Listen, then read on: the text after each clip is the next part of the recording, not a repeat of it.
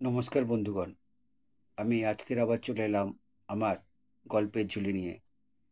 এখন আমি তোমাদেরকে বলবো ছিন্নপত্রের কথা। আজকের ছিন্নপত্রের সংখ্যা ৮০। এই ৮০তম ছিন্নপত্র কবিগুরু লিখেছেন ৮ই মে ১৮৯৩ সাল, আর লেখার স্থান শিলাইদহ। শুরু করলাম আমার ৮০তম ছিন্নপত্র। কবিতা আমার বহুকালের প্রেয়সী। বোধহয় যখন আমার রথির মতো বয়স ছিল, তখন থেকে আমার সঙ্গে ওর বাগদত্তা হয়েছিল।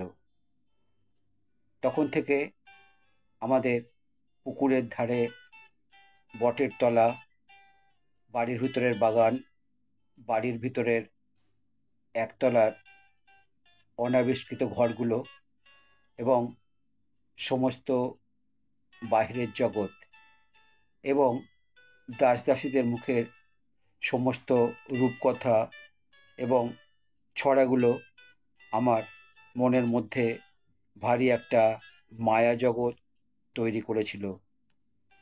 তখনকার সেই আবছায়া অপূর্ব মনের ভাব প্রকাশ করা ভারী শক্ত, কিন্তু এই পর্যন্ত বেশ বলতে পারি কবি কল্পনার সঙ্গে তখন থেকেই মালাবদল হয়ে গিয়েছিল।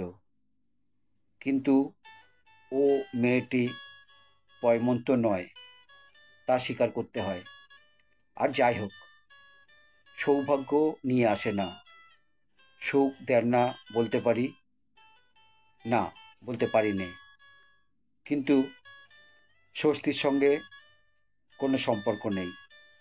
যাকে বরণ করেন তাকে নিবিড় আনন্দ দেন, কিন্তু এক এক সময় কঠিন আলিঙ্গনে হৃৎপিণ্ড নিংড়ে রক্ত বের করে নেন। যে লোককে তিনি নির্বাচিত করেন সংসারের মাঝখানে ভিত্তি স্থাপন করে গৃহস্থ হয়ে স্থির হয়ে আয়েশ করে বসা, সে লক্ষ্মী ছাড়ার পক্ষে একেবারে অসম্ভব।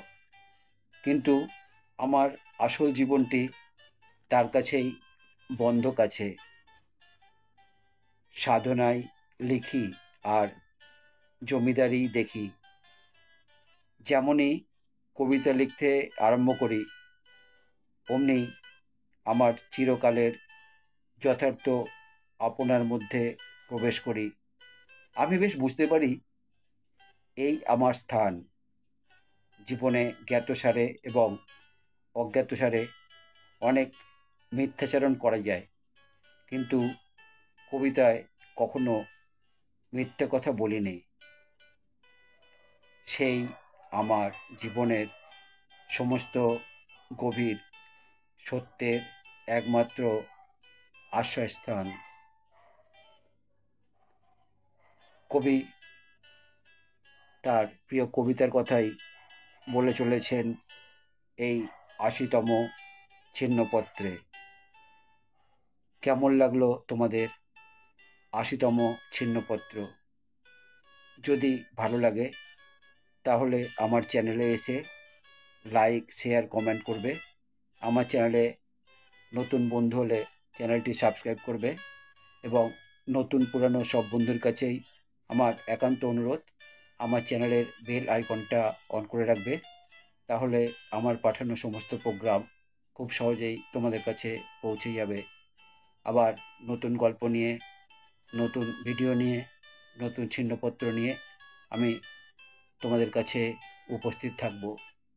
খুব ভালো থেকো বন্ধুগণ, আমার চ্যানেলে থেকো, আমার গল্পকে তোমাদের সঙ্গে রেখো। বিদায় বন্ধু, নমস্কার।